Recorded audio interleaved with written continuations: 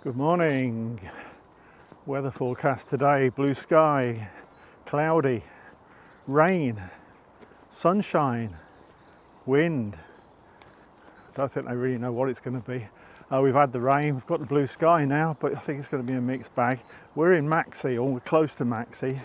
The plan today is to walk from Maxey to Northborough, to Etton, and then hopefully back to Maxey again. Don't know a whole lot about any of these three places, but seems to be plenty on the map that looks of interest. So we're heading off first to, if I've got this right, Maxey Mill, water mill, a particular favourite spot of mine, but that'll kick things off, and then we'll go from there. There you go, glorious blue sky.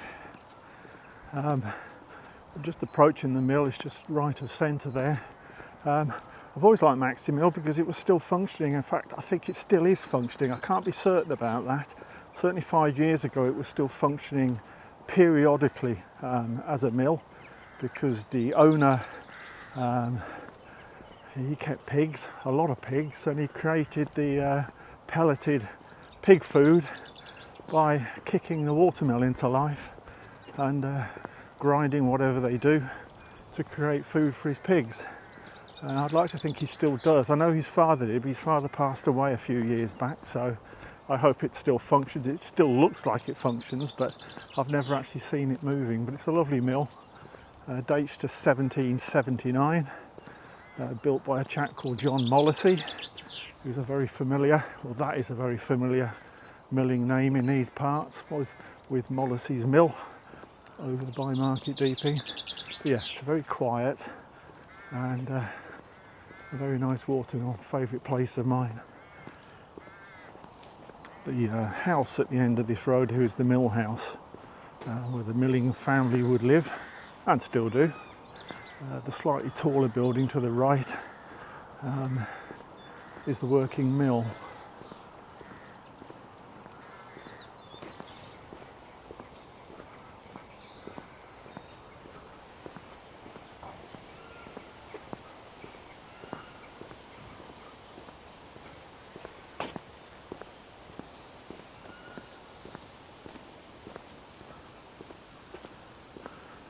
Mill house.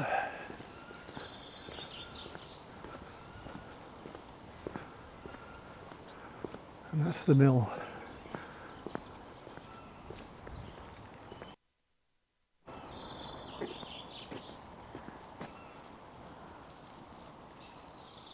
Got a date stone at the top, JM, which is John Molesey, 1779.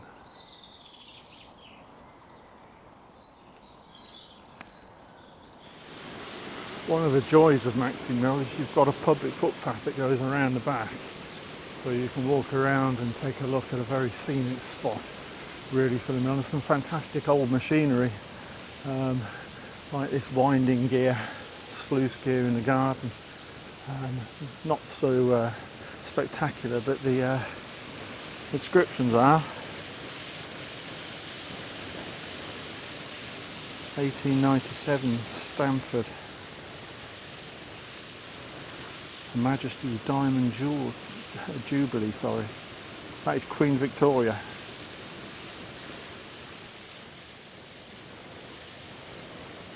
(1897). Superb.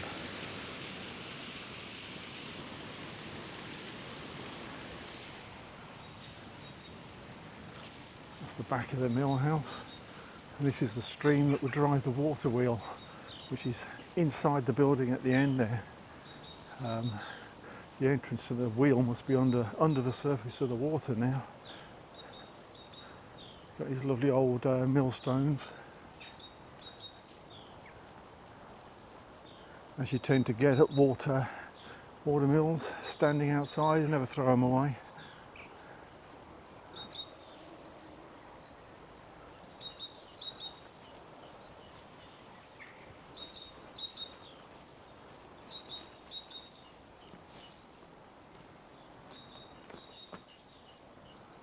This is where they'd hoist, in the old days, hoist the grain up to the top. and probably lower the flower back down to the bottom. So we'll have a horse and carts would have been waiting down here. Lovely place.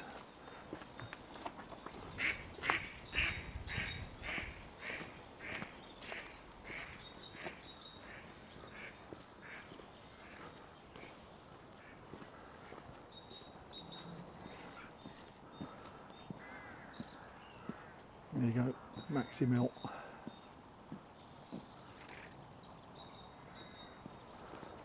Coming up towards the end of Maxey, that's known as Castle End, clue in the name there. You'll only just make this out, I'm sure, on the screen, but on the left hand side there, there's some oldish buildings. There's no castle surviving, but over there, which is Castle Farm, is where the castle used to be. Maxey Castle, built in the 1300s. I guess claim to fame was King Henry VII's mother lived there in the mid 1400s. The only thing that's left now is the moat, or double moat as it was, that protected it. I'll put up, you can't see that by the way, I've looked on Google Street View, we will not be able to see anything from the road. I'll put up a picture, an illustration really of what they think or believe Maxey Castle looked like.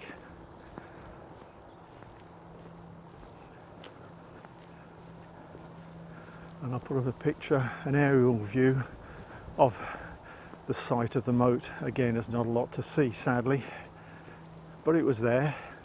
It's a historic site.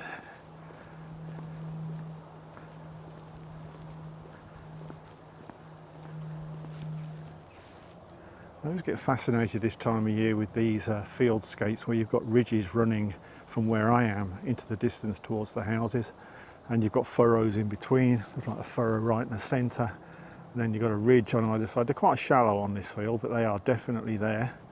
It shows that this field goes back many, many hundreds of years without being touched. It hasn't been ploughed, it hasn't been flattened.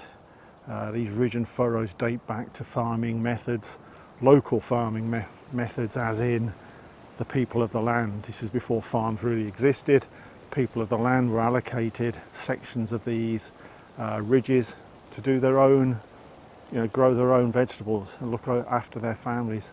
And if they're still standing as ridge and furrow fieldscapes like this one is, it just shows it has never been levelled. So this has been untouched for hundreds of years,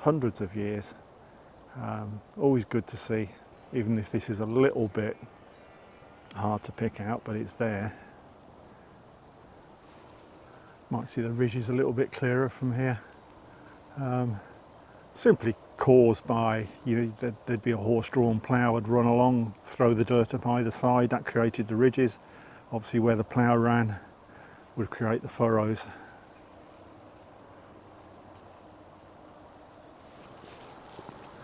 Some nice old buildings around the Castle End part of Maxey. Always good to see the new builds are also made to look a little bit like they've been around a bit longer. Always nice to see.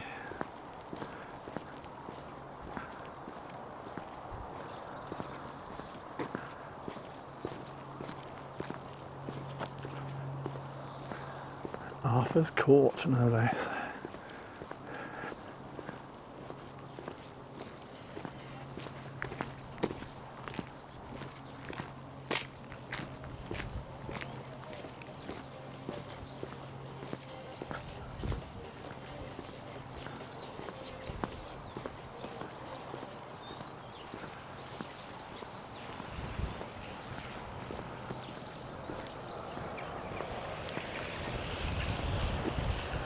Castle Farm.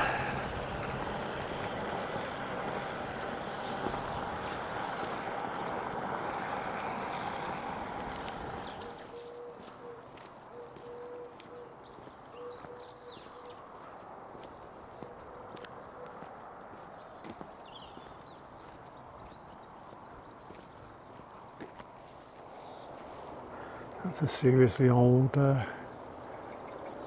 farmhouse, which I assume it is.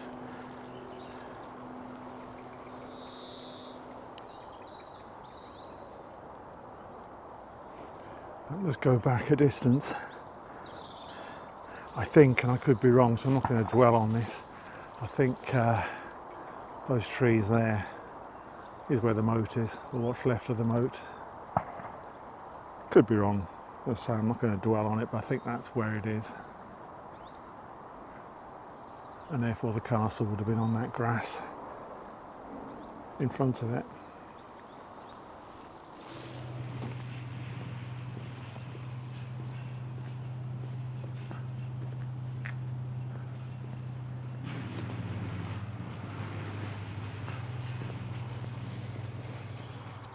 A lot of old houses on this road. That's late 1700s, I believe.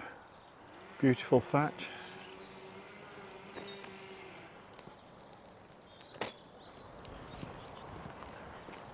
Some of these on the right here date back to the 1600s. I think this is Longacre Cottage, and that's definitely 1600s. As are the neighbours.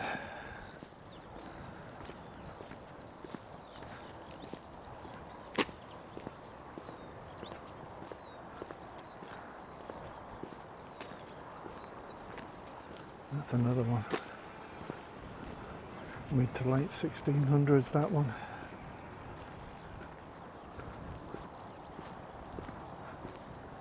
Very nice.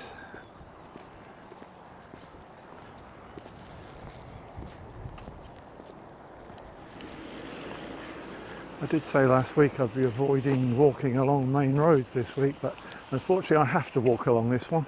It's the only way to get to Northborough. Shouldn't be quite as bad as last week's trip to home, at least there's a verge.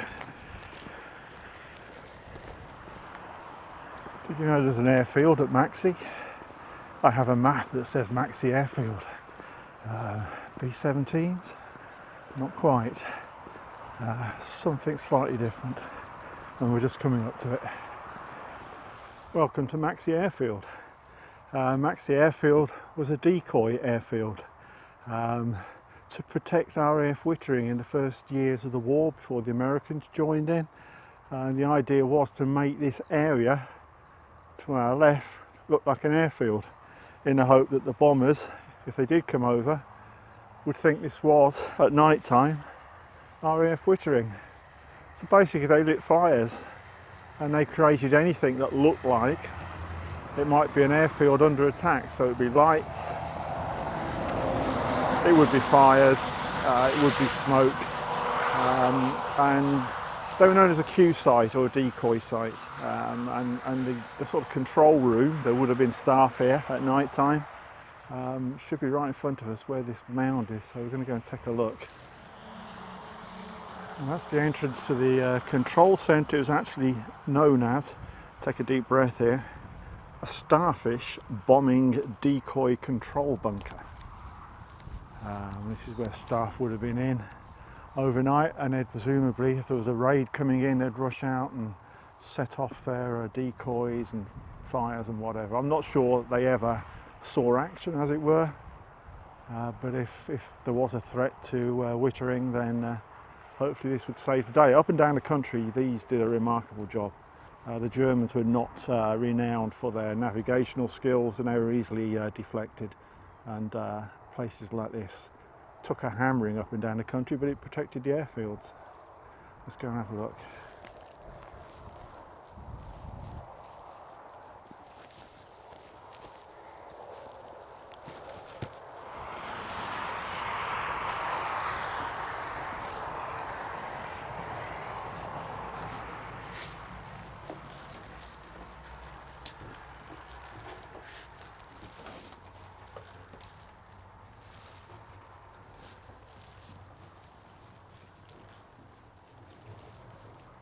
Amazing.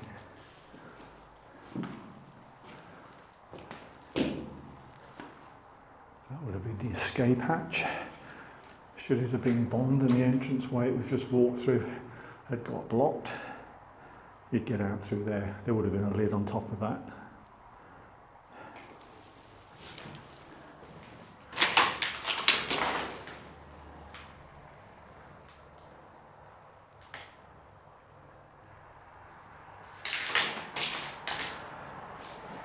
And the room opposite would have been a generator room. There'd been some sort of generator there to kick off whatever they needed to kick off.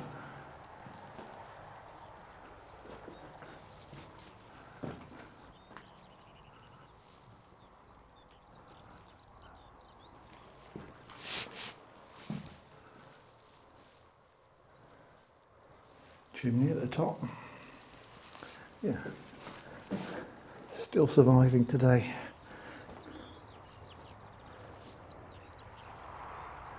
Now alongside this Decoy bunker should be, in those trees, a Royal Observer Corps observation post dating to 1960. It's actually, there's several of these around the country. This is the Market Deeping observer post, obviously not used anymore. I think it was going until the late 80s, early 90s, and it was from the nuclear Cold War era. The idea of these observer posts was to monitor the impact of a nuclear explosion as much as anything else.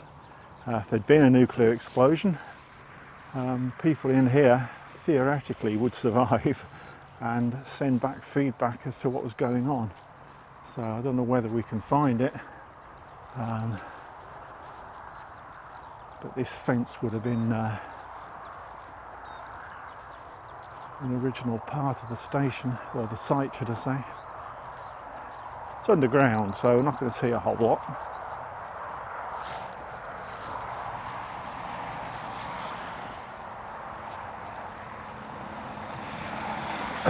Here we go.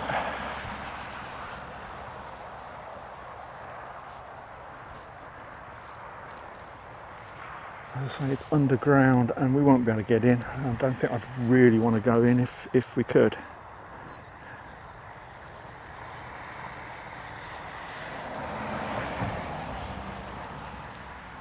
Oh, the lid's off, that's unusual.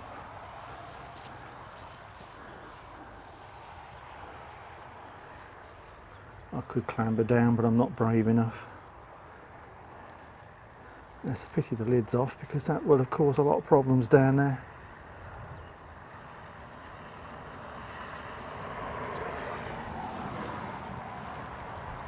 So yeah, it would have continued under the ground where this sort of mound is. There'd be a couple of rooms down there. There's often a bunk, a desk, chairs.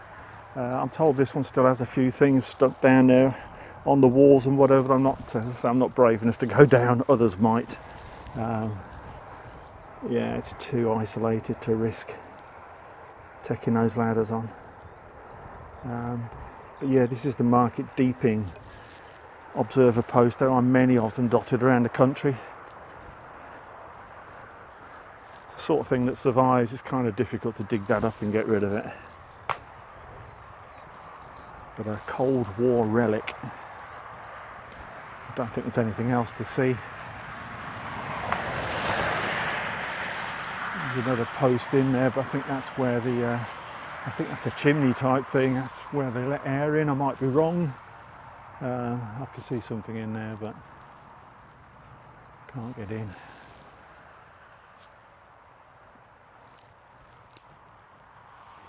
A lot of debris here. From my understanding, this would have been on the other side of the Decoy control centre. This would have sat in front of the entrance that we went in. It would have been a blast wall, basically, just a simple wall that's obviously come down. They've moved it around the back here. Had there been a bomb drop somewhere near to that entrance, then it would have protected to some degree the control centre. The wall would have took the hit. It's obviously come down. They've moved the debris out of the way now. Yeah, interesting place. Always wanted to come and see this. Just coming up to the busy roundabout with the A15, so I've got to cross that. So if anyone knows how to do that, you can send me a postcard really quickly. Straight on somehow.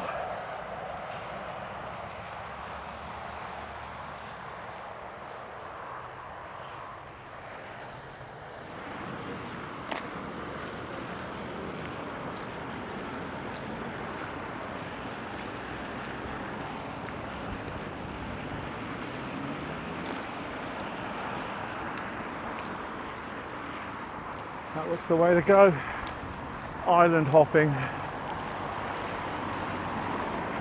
Easy. No sweat. Just coming up to the junction with the original Lincoln Road.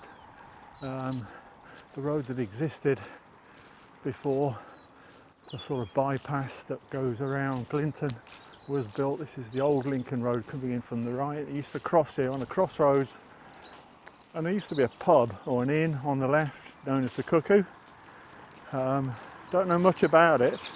I think probably 60s or 70s it vanished.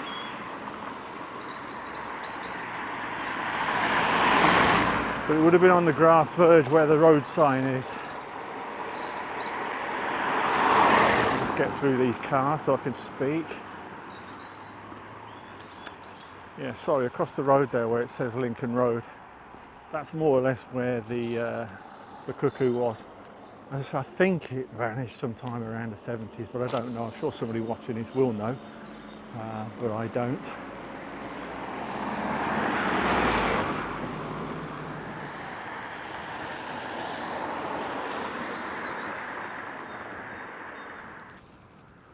Escape from the roads for a bit now. I'm trying to get round to the back of Northborough, that's the plan. I'll come up one side. I want to go back down the slightly more interesting side. But I don't really want to walk all the way along this track because it's quite a lengthy one. I'm hoping to sort of cut across the field, but I'm going to have to take a look, see whether that's feasible. I probably shouldn't, but it cuts a big part of the corner off, and I know at least half the track across the field is a public footpath. I've just got to sneak across the other one. I probably won't be able to do it. There's a mighty big ditch next to me, so that probably was a good idea on a map, but ain't going to happen in reality. But we'll see. We'll see.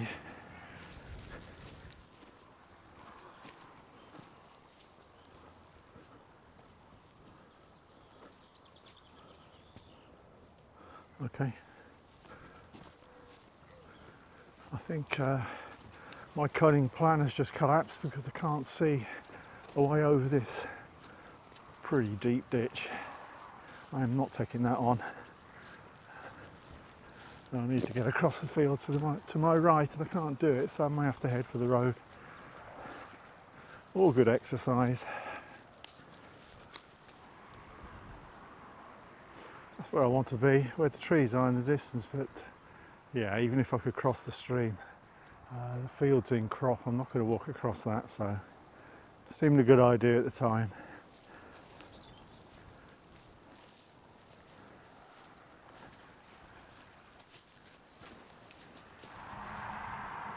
That is one mighty big excavation. That's got to be badgers, hasn't it? Huge excavation.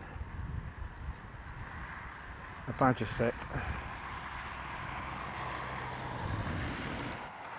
Well, we've reached the road, so it's got to head across to Northborough now. It's an old bridge, that one, I think. Yeah, I'd say that's an old bridge. A couple of 100 years. 150 years. That looks like rain up ahead, but I think it's missing us. He said, hopefully. Remember those words. Fingers crossed. You know, I said it wouldn't rain. Failed.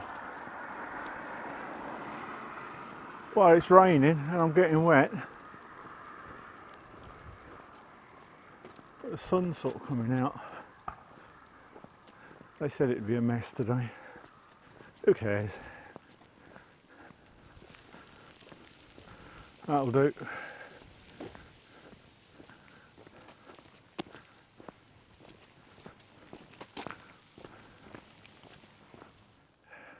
It's only rain.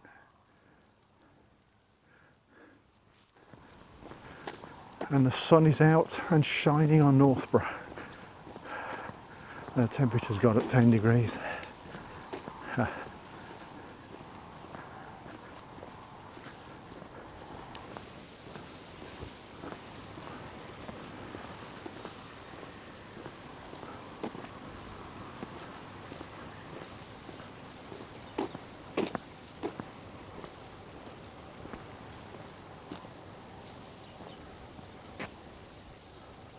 You know what? I fancy a bit of paradise. Let's go and grab a bit. Paradise Lane, eh?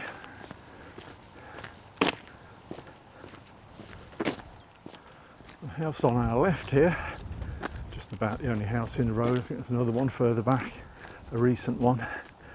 This is Paradise Cottage, and it dates back to early 1700s. It's at least grade 2 listed, and rightly so. Thatch roof, very nice. Might get a better view in a second.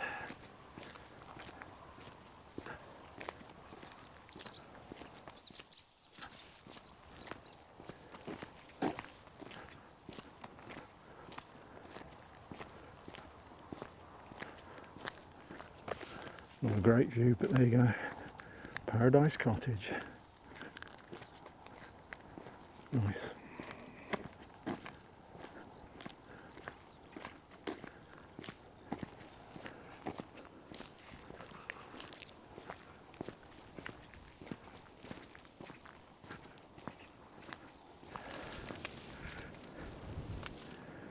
Right, if you think I'm standing in a ditch, I am standing in a ditch.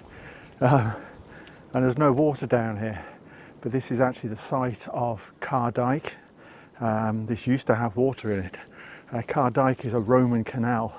You'll have heard of it if you're from the area. Travels from Lincoln to Peterborough, 85 miles. Built by the Romans. They know that because they've excavated and found Roman remains. Its purpose after it was built, a lot of arguments. I think it was probably built as a navigational channel originally, but not for long. And I think part of the tree's just fallen off right behind the camera there. But no, I think shortly after it was built as a navigational canal, I think the upkeep proved impossible, and it's become more of an agricultural channel, drainage channel. As you can see, there's no water in here. You couldn't navigate up here. But you get further down, closer to Peterborough, it's quite a chunky waterway with plenty of water in it. And there are patches further up near Lincoln, which is the same. So there's water, then there's dry, and there's water. In some places there's no channel. So it's a mixed bag now, but this channel was dug by the Romans, in theory. And this is Dyke, or the course of Dyke. Always wanted to see it. I've never actually stood near it or in it. So I can tick that one off.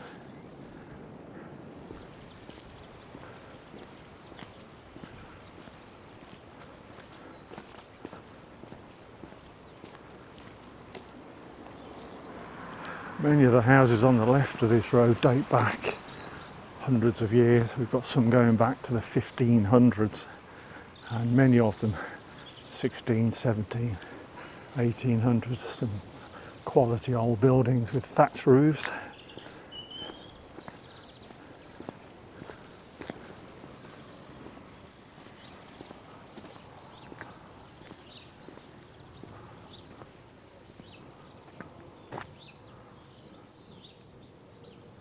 Some old barn buildings there, just about standing upright. They will go back a bit.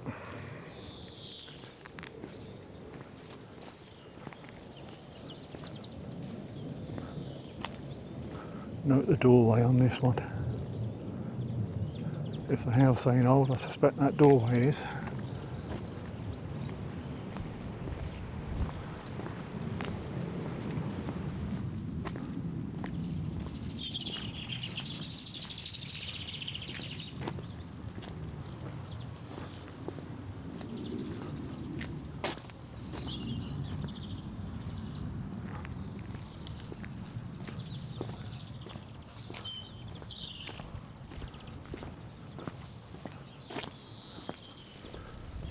Building on the right up ahead,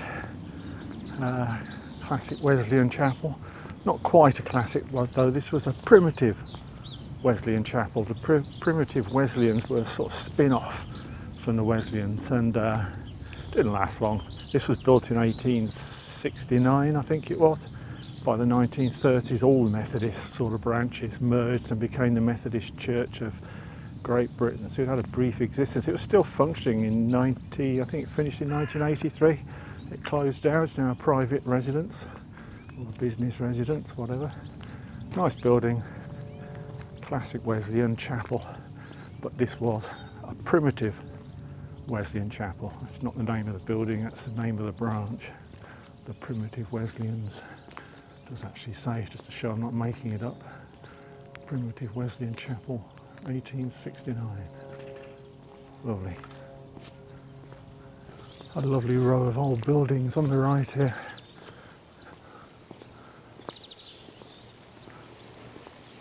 Beautiful.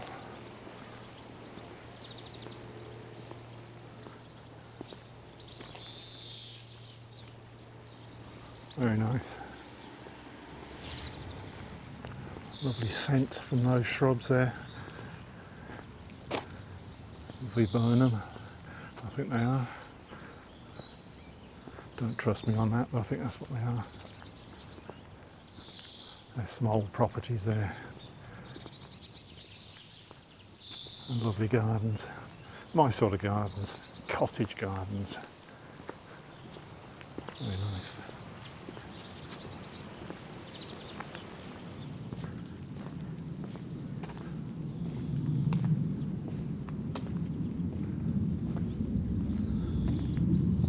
A lovely cottage. I think that at least partly was a barn before. It's an extended cottage now. Very nice. Coming up to the church now, I think it's St Andrew's, and it is an absolute belter.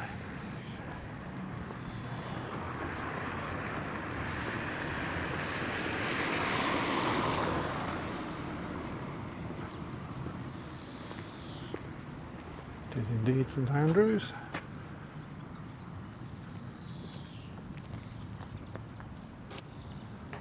That is a wonderful church.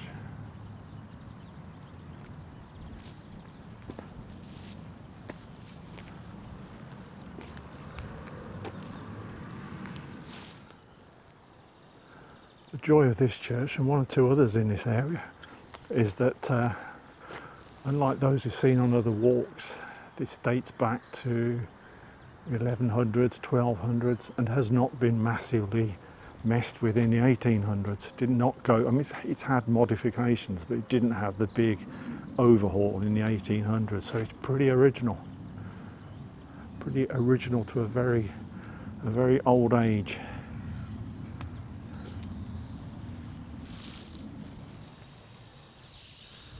Just like the church in Home. It's a twin-belled, it's not even a tower really, but yeah, it's got two bells. Always looks nice. Different.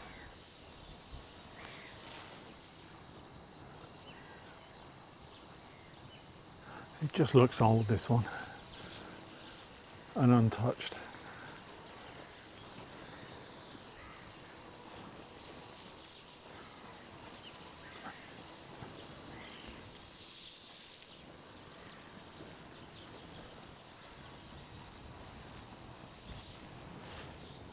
Found it.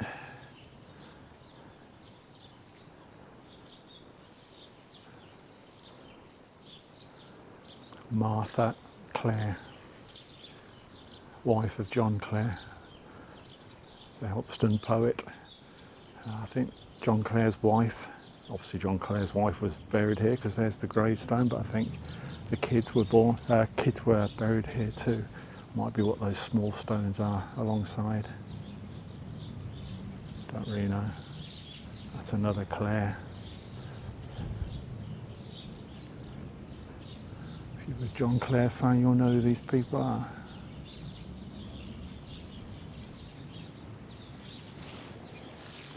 I'm guessing it's a Clare family group of gravestones there. Its other claim to fame is that Oliver Cromwell's wife was buried here, and I'm not going to go looking for that one unless we bump into it.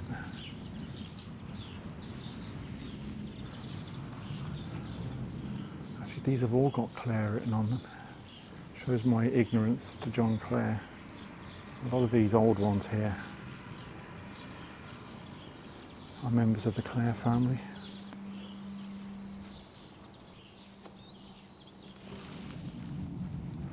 I don't know a whole lot about Oliver Cromwell. I particularly don't know a whole lot about his wife. But I figured he'd probably have, or she would have, a pretty big gravestone, if you want to call it that. I wouldn't be surprised if it's one of these two, especially that one, but I can't read any of the inscriptions on it.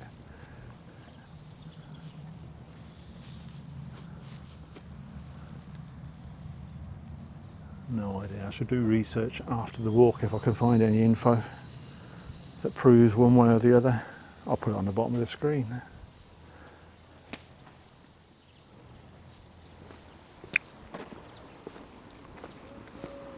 Another game of spot the smithy. It should be this white building on the left.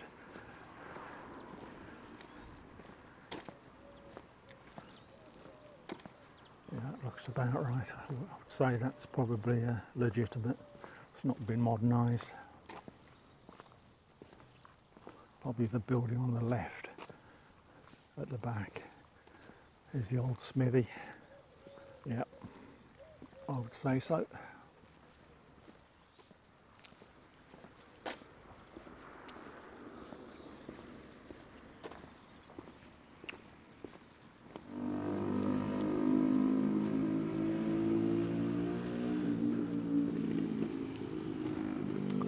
There's the pack horse, as many will know.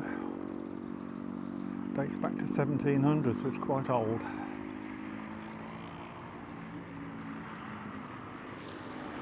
Very busy junction this, so hope you can hear me. That's Northborough Manor House.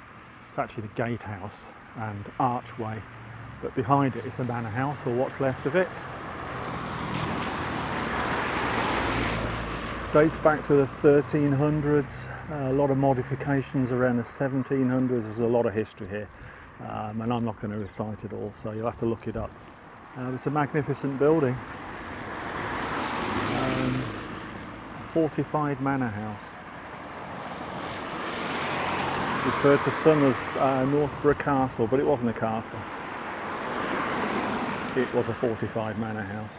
I'm going to try and get a sneak through that archway. It's private, but I might be able to get a snippet of the manor house.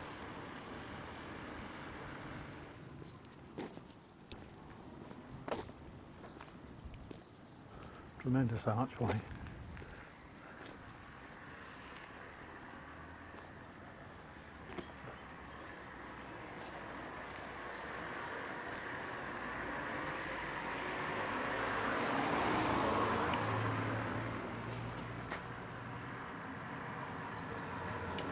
That's the manor house. Or as much as I dare show you.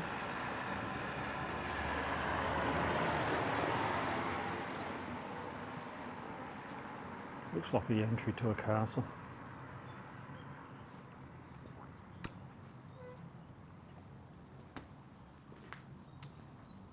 Look at that.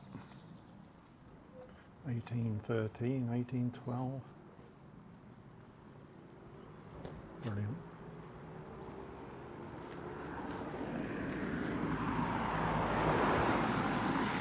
Opposite the manor house is the 1877 built schoolhouse.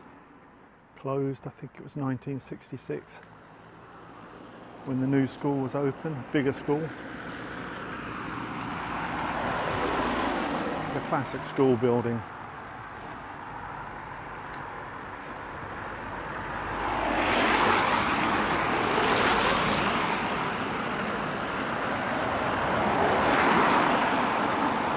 The old schoolhouse. Just heading out along the old Lincoln Road now, briefly in amongst the traffic, before we can find a footpath across to Etton.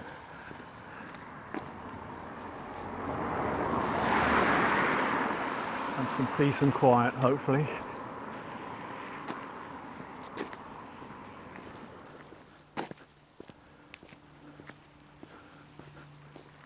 Just coming up to 9 Bridges now, which will be familiar to some.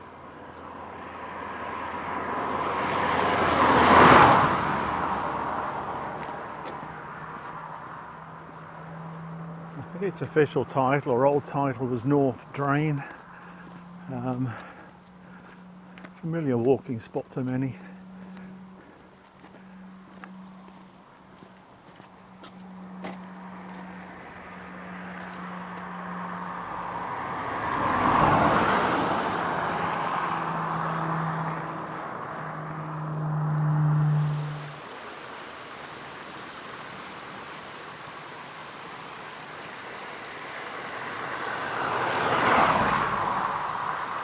Used to come fishing here for chub, big shoals of chub back in the late 70s.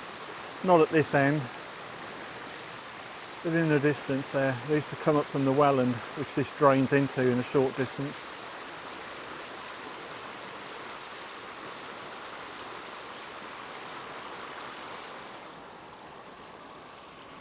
Quite a lot of water. I've never been up here before.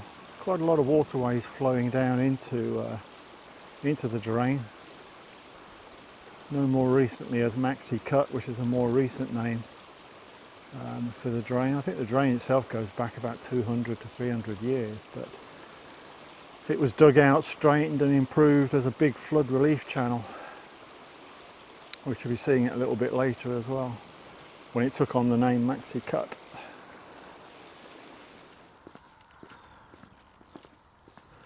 Trying to find my footpath to Etton. I think it's over the road there.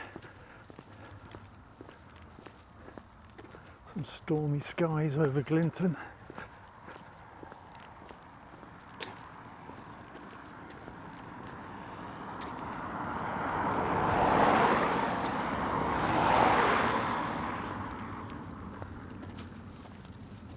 Right, over we go.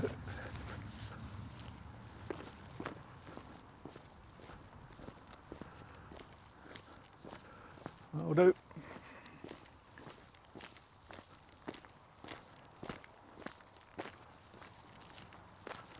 There are other routes across to Etton actually, but I wanted to be at this end of the village, and this footpath was on my 1800s map as well, so for whatever reason, although it looks like a fairly recently beaten down track, this one's been here for a long time.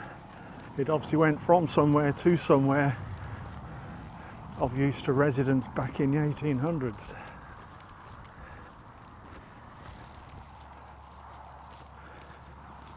The only worrying thing about this track is it slams into the A15 bypass, call it what you will, the New Lincoln Road, whatever, which is one mighty busy road, as you can see, and this has to go across it now the other side, so I can't see a bridge, so yeah,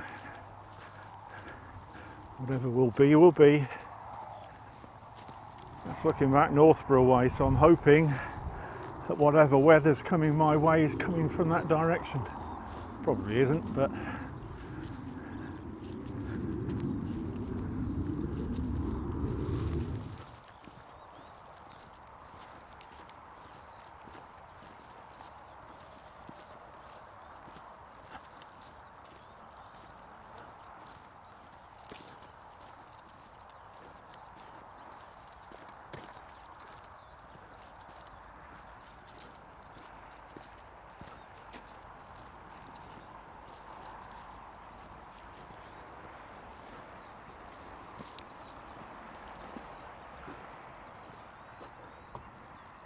not a lot of water on that one.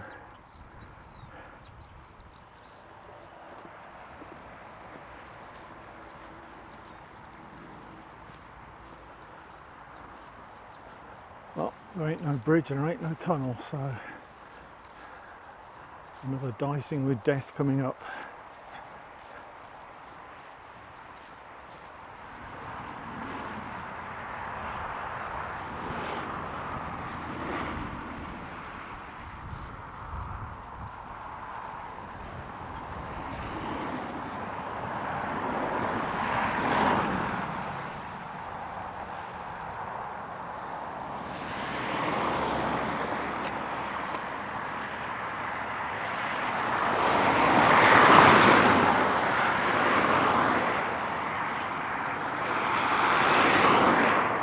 Are you ready? Go.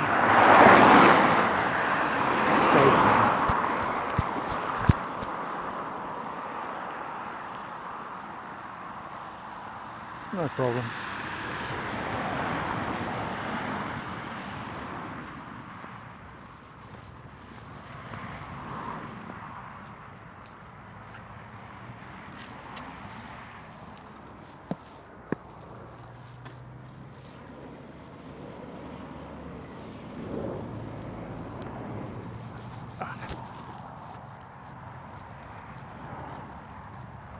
Etton village coming up in the distance.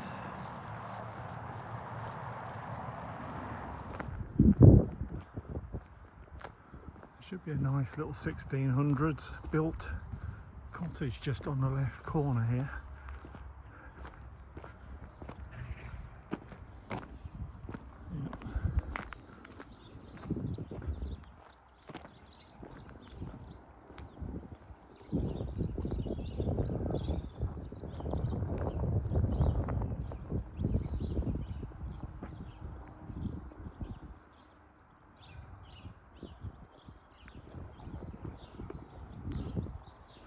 Nice little phone box on the left. On the right, the sort of creamy coloured building, that goes back to 1600s, it's another old one. And I believe it was the post office once.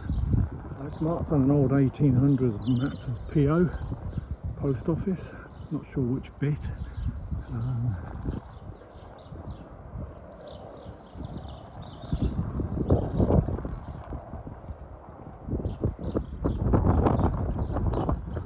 Signs of it being a post office in the past, but all covered up now.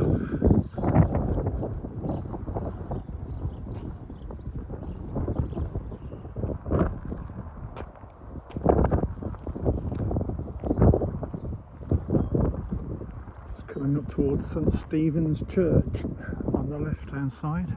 I'm trying to get a shot of the farmhouse just before it because that goes back to 1500s. It's a seriously old one.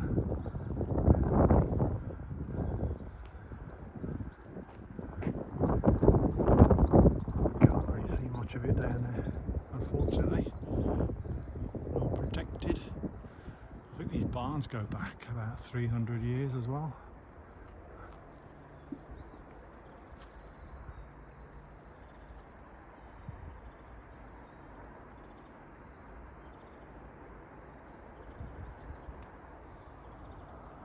St Stephen's is another nice church. It goes back to the 13th century.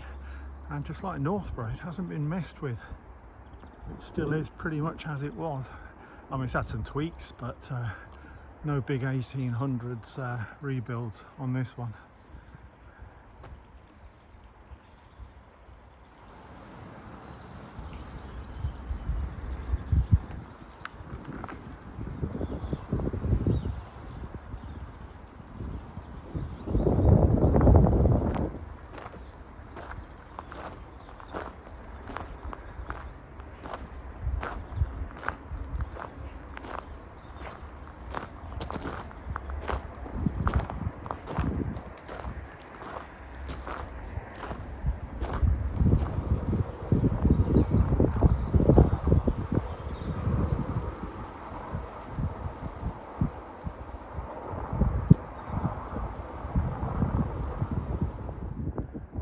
It's such a shame that these evidently very, very old plots are probably quite significant people, given the size of the stones. Are not really known about. There's a little bit of an inscription on this one, on the left. On the right, I kind of feel there should be a plaque on all of them just to say who it is, rather than just leaving them as weathered stones.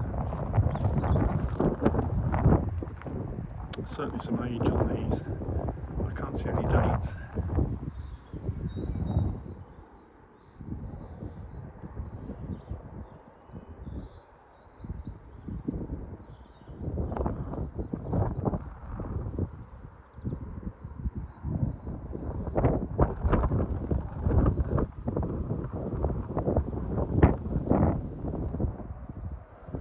Another monster gravestone, tombstone, call it what you will.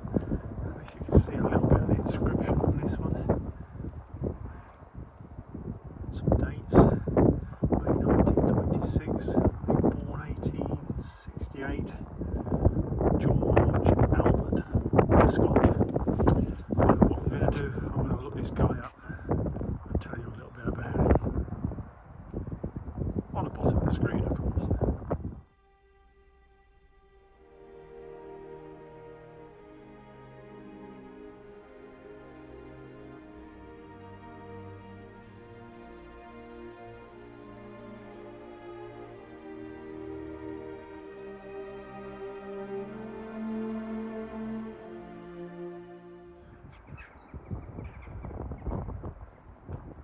Just picking out these former doorways in the walls. I mean, that's a great big, what on earth?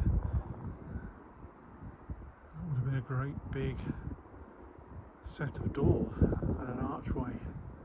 Not sure about that at all. Interesting. Doors, whatever, in the wall. The thing that fascinates me about this church is this wall. This wall is actually listed. And it's listed because they've actually used the heads of old gravestones within the wall, including the thing I'm about to step over. I don't know how that works, using gravestones to build a wall.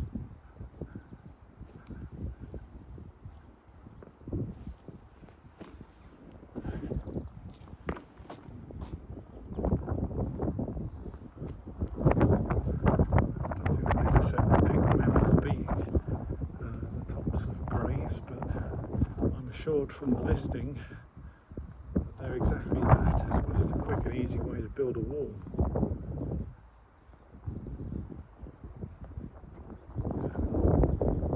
Very strange.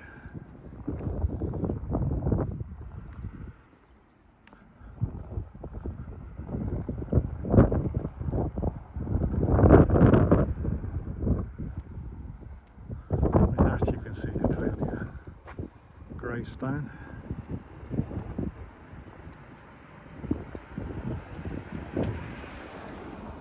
The ones on top less so, but I'm sure that's what they are.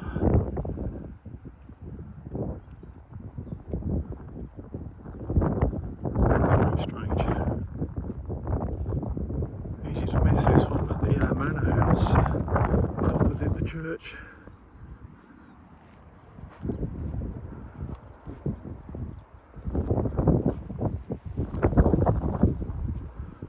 I did actually miss it. That's the Manor house, 1600s.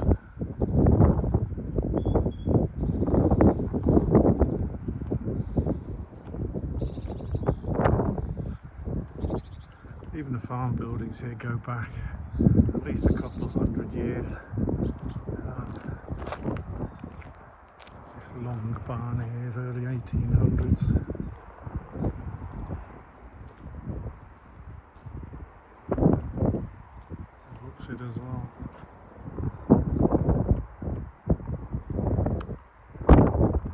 Those crosses on them actually what holds the beams up inside. They drive huge metal bolts, whatever, to hold the beams up.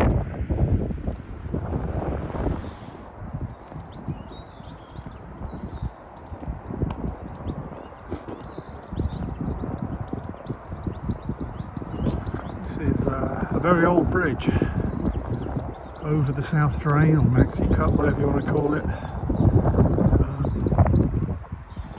I'll try and get down the side and give you a better view of it than this. Just looking along the drainage channel here that I think it's called South Drain, I might be wrong. And I'm assured on very wet periods the water level in here reaches the top of the bank. Should be over my head. The reason I jumped down here is to view the bridge. This bridge goes back to late 1600s, believe it or not, late 1600s, early 1700s. I think it's a listed building or listed bridge as well.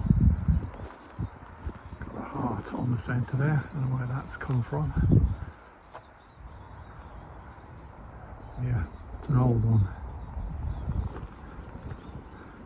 Stone roof.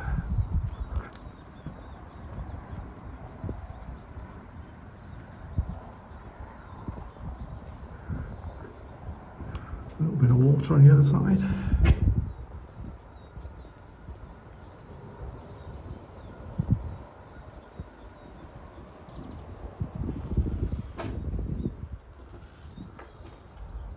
Very nice.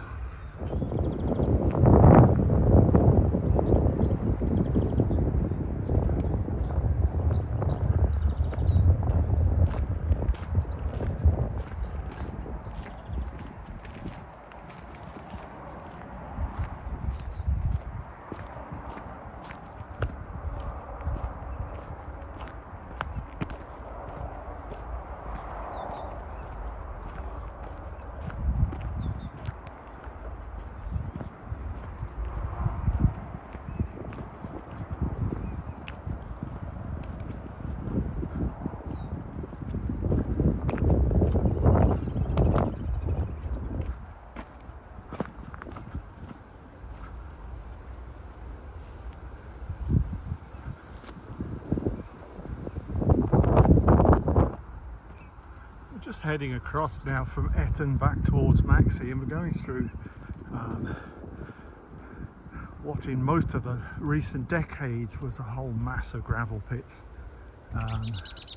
operated by Tarmac, who still own it all, but they've turned it back now and put it in the hands, turned it back to nature, put it in the hands of the wonderful people at Dyke Trust, who do a cracking job with several sites around this neck of the woods, and slowly but surely they're managing it on behalf of Tarmac to turn it back into, it's probably better than it was before they dug the gravel out, but they're creating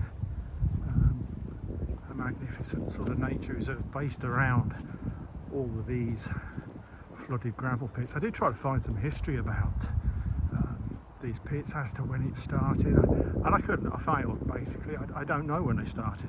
There was something on one, I think it was a parish, Maxey parish website, that suggested the first pit was dug out in the war years to provide aggregates to build the airfields, which I was quite fascinated by, but there's no evidence on the map, so whether they were talking about a quarry somewhere else, I don't know. I've looked on maps even as recently as 1950, and I couldn't see any evidence of there being anything in these lands, so it would suggest they've been dug out in recent decades. We'll leave it at that, but they're slowly but surely turning into a wonderful, bit like Fairy Meadows in a way, only a bit wilder, but the principle's the same. Fairy Meadows was gravel pits, flooded to what they are now. I remember seeing them when they were gravel pits. You would not have believed they would be turned into what we see today. So I'm sure I know Dyke Trust will do a cracking job here and are doing so.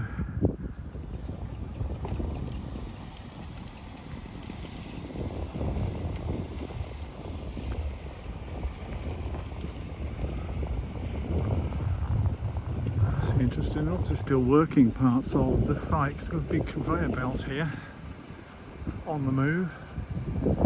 They need to carry something from somewhere to somewhere. So there can't be more details of it, but I haven't really got a clue. There you go.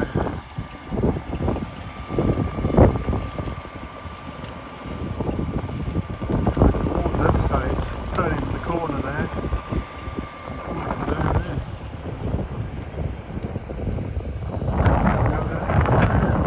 That's about as good as I can do. Going in my direction. I've been so tempted to sit on there. Nice easy ride. Only kidding. Don't do that, children.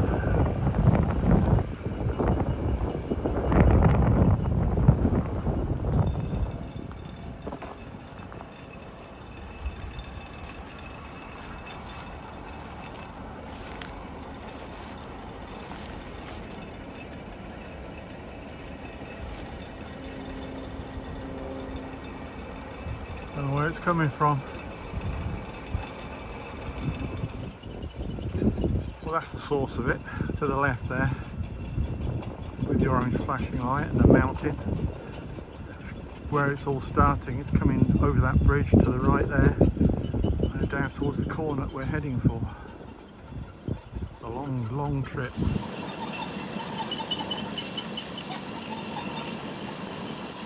There you go, there's the corner. Comes from over that way somewhere. That's one mighty long trek. Two-way conveyor belt.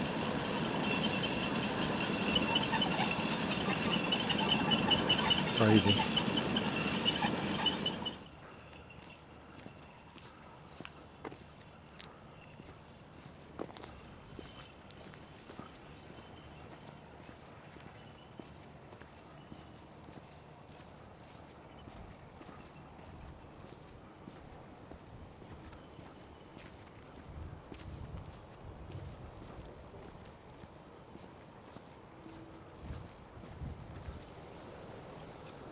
Absolute blitzkrieg of swan feathers here.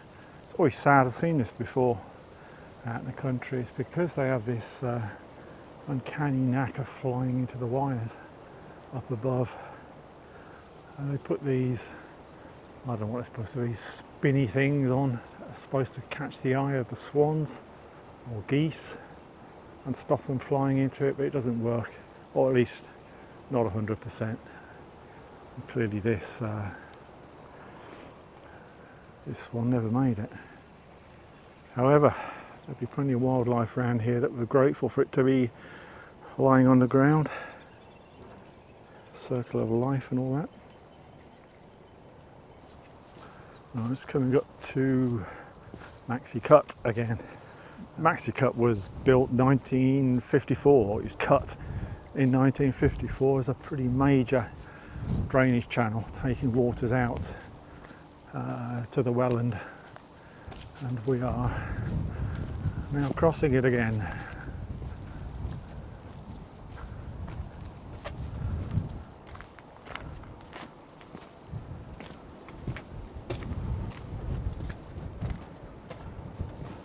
A significant head of water even now, considering we haven't had that much rain of late.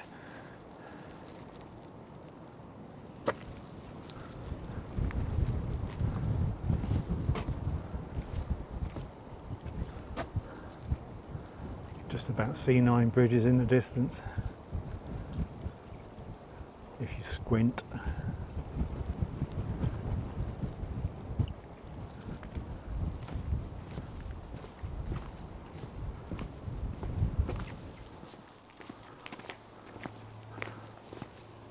Heading back into Maxey village now, the bit we didn't see earlier. The house directly opposite the exit point here, with the thatch. That's over 400 years old, 1600s.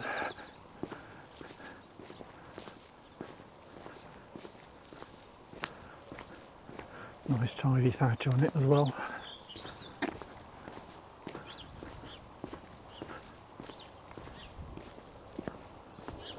I think if I recall, the building to the right, albeit adjoined to it, is slightly more recent, but only just. I'm pretty certain it's the thatched one that is 1600s. Makes sense.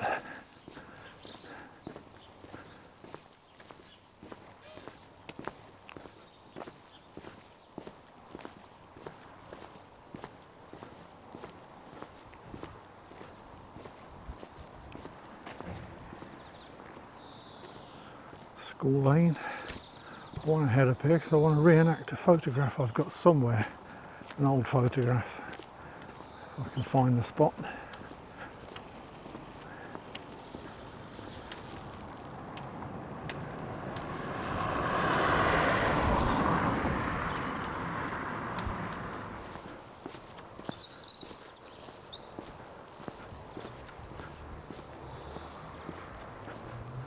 Don't know the age of this one, but it's another old one. Or two.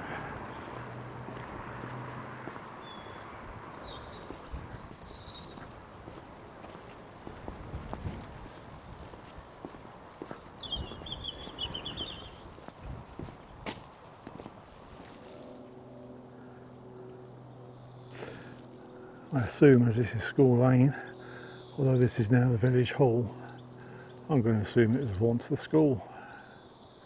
It's got to be. I'll just put the old picture up.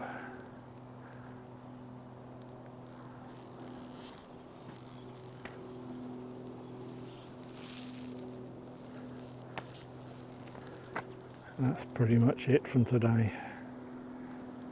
As it is today, should I say.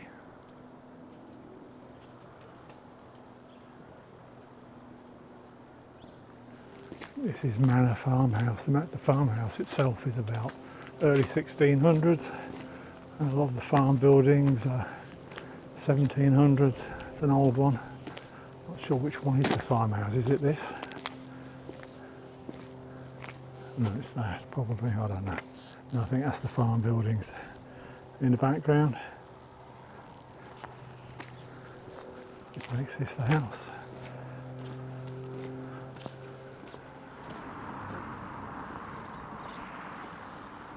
Tucker's Nook, what a great name for a road.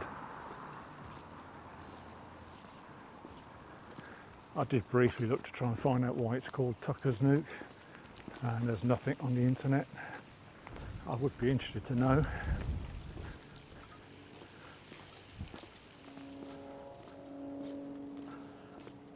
Making a trek out of Maxey now towards Maxey Church, which you can see to your left there. Just left of centre.